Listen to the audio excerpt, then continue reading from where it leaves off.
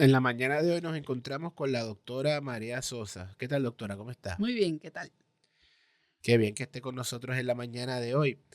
Antes de hablar sobre su trayectoria profesional aquí con nosotros en la Escuela de Medicina, quisiera preguntarle dónde usted nació. En Ponce, La ciudad señorial. la ciudad señorial, correcto. Y creció allí, se crió. ¿Cómo fue Me su crié infancia allá? allí, sí, toda la escuela, todas mis tías y mis primos, la mayoría viven allí, la mayoría viven allí todavía. Así que estuve allí hasta que me gradué del bachillerato.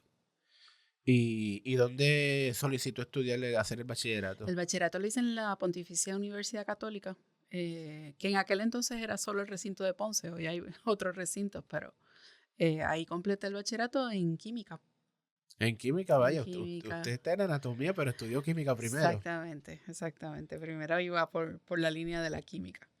Y ese cambio. Pues precisamente por tener una oportunidad de hacer investigación como estudiante subgraduada, de ahí entonces empecé a conocer otras perspectivas y también un curso que cogí que era requisito de psicología. Ahí aprendí sobre la neurociencia y cambió todo.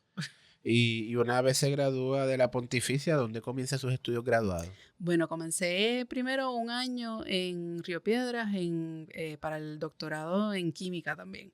Y de ahí entonces solicité admisión en el programa de neurociencia de la Universidad de Florida, en Gainesville, y me fui para allá. Y ese cambio de ambiente a una universidad en Estados Unidos, ¿cómo lo recuerda? Bueno, para mí fue un cambio bien grande y bien positivo, pero mi papá era de estas personas súper tradicionales que fue un milagro que, que pudiera lograr irme de esa manera. Hice el bachillerato en Ponce porque él no quería que yo me hospedara en Río Piedras, por ejemplo, así que fue un proceso de transición tanto para él como para mí.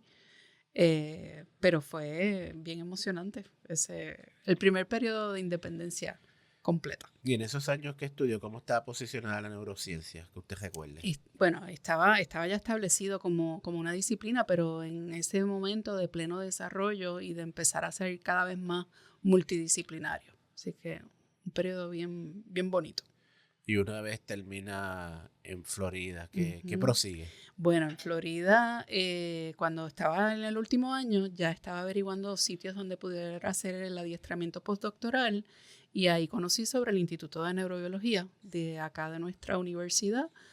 Me entrevisté y entonces también pedí una beca para poder sufragar ese postdoc y tuve la oportunidad de regresar Cuando usted entra a neurobiología, al ¿hizo instituto. sus estudios en el edificio de neurociencia que está en el Viejo San Juan o vino aquí a Ciencias Médicas? No, fui directo al edificio donde está actualmente el instituto en el Viejo San Juan. Y para los que nos están viendo en esto, ¿nos puede explicar el funcionamiento que se hace allí? Sí, el instituto lleva más de 50 años establecido y se dedica esencialmente a investigación utilizando modelos animales básicos o invertebrados. Más recientemente, pues también se está utilizando animales vertebrados, pero el enfoque es en neurociencia básica y en cómo funciona el sistema nervioso, cómo hay plasticidad. En aquel momento, cuando yo vine, fue para trabajar con el doctor Jonathan Blackburn y el modelo animal que utilizamos, mucha gente le sorprende, pero eran cucarachas. Y en un insecto como ese, que la gente lo que piensa es en cómo exterminarlo, tiene un sistema nervioso simple cuando lo comparamos con el nuestro, pero también con la suficiente complejidad para que sirva de modelo. Las neuronas, la forma en que se desarrollan, en que se conectan y en que funcionan son parecidas. Pues, se aprendió muchísimo. El enfoque de nosotros en aquel momento era el desarrollo del sistema nervioso y cómo una neurona encuentra con cuál se supone que se conecte. Doctor, ¿usted tiene alguna otra especialidad que haya hecho? Bueno, después que terminé ese postdoctorado surgió una oportunidad para un puesto de facultad aquí en la Escuela de Medicina y ahí es que entonces entro en el departamento de anatomía. Entro sin tener el trasfondo académico en ese campo, pero como lo que más hacía falta era enseñanza en anatomía, pues entonces me reclutaron para hacer la investigación en neurociencia y seguir por esa línea, pero a la misma vez me capacitaron para poder dar las clases de anatomía. Eso fue ya hace 29 años atrás, así es que prácticamente me he adiestrado aquí, en el campo de la anatomía. Usted está aquí con nosotros de finales de los 90. Sí, el postdoc fue en el 93 y el puesto de facultad en el 96. Y doctora, ¿nos podría comentar su experiencia como docente aquí en la Escuela de Medicina? Pues para mí ha sido un sueño hecho realidad, porque cuando empecé a estudiar, siempre mi papá y mi mamá aspiraban a que uno estudiara lo máximo posible y llegara al grado máximo posible, pero muchos de mis compañeros en el doctorado pues tenían visión de ser solo investigadores o de irse a la industria, y a mí me encanta la investigación, pero siempre he tenido la motivación desde el principio que me gusta enseñar. Así es que el poder enseñar y encima poder hacerlo en mi propio país, pues ha sido una oportunidad inigualable, y por ello se lo agradezco a la Escuela de Medicina, de que me abrió las puertas para poder hacer eso.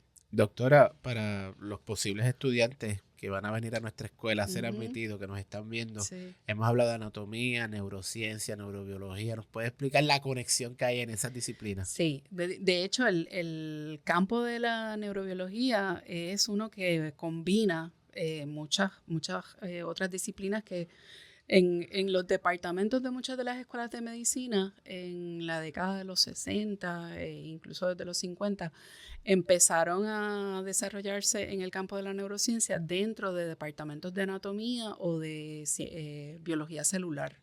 Igualmente ocurrió con la fisiología, así es que de ahí es que surge. Siempre han estado atados la anatomía y la neurociencia y la fisiología. Y doctora, coméntenos también su experiencia como investigadora con nosotros aquí. Bueno, ahí como estuve aquí como haciendo el postdoctorado, que era exclusivamente investigación, al quedarme en la misma institución, pues entonces era la expectativa de que hiciera un proyecto totalmente distinto a lo que hice en el postdoctorado con el doctor Blackburn, que también continúa haciendo facultad aquí. Así es que eso me llevó a buscar un modelo animal distinto donde pudiera continuar estudiando el sistema nervioso, y pasé entonces a usar animales acuáticos. Y también mucha gente se sorprende que se use ese tipo de animal, pero yo estudio un crustáceo, un camarón de agua dulce, para estudiar cómo el comportamiento entre estos animales, particularmente lo que tiene que ver con dominancia y con agresividad, es modulado por el sistema nervioso del animal.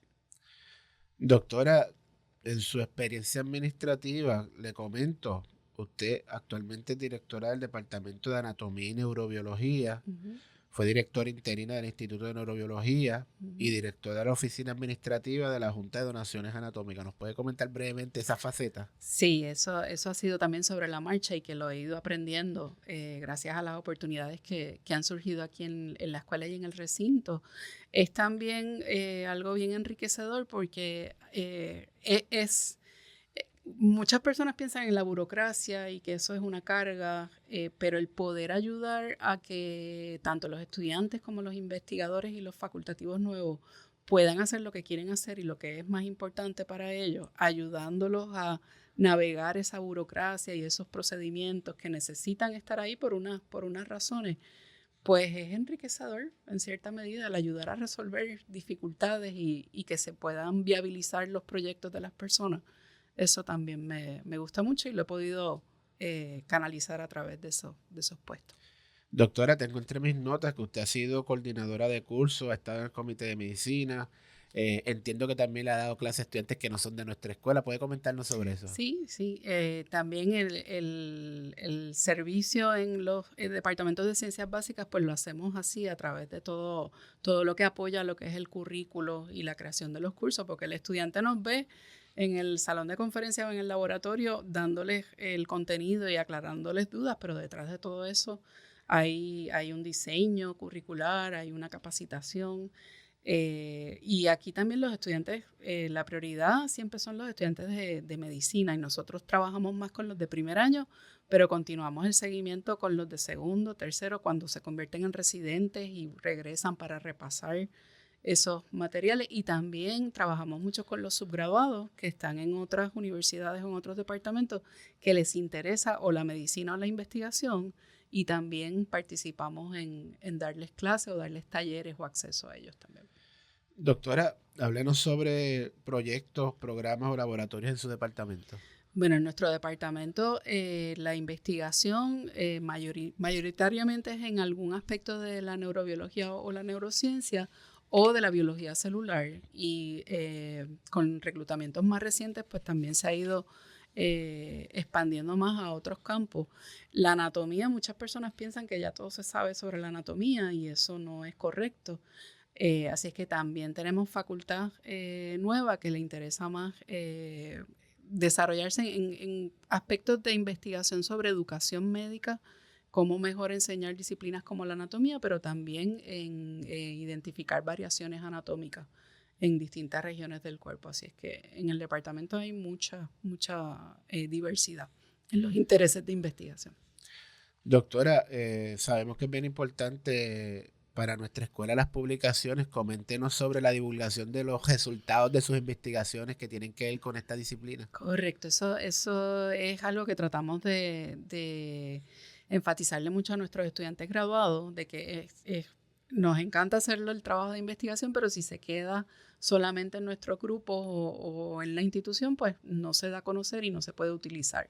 El propósito es crear conocimiento para poder difundirlo y entonces continuar haciendo preguntas nuevas sobre ese conocimiento. Así es que es algo que fomentamos mucho tanto en los estudiantes como en la facultad.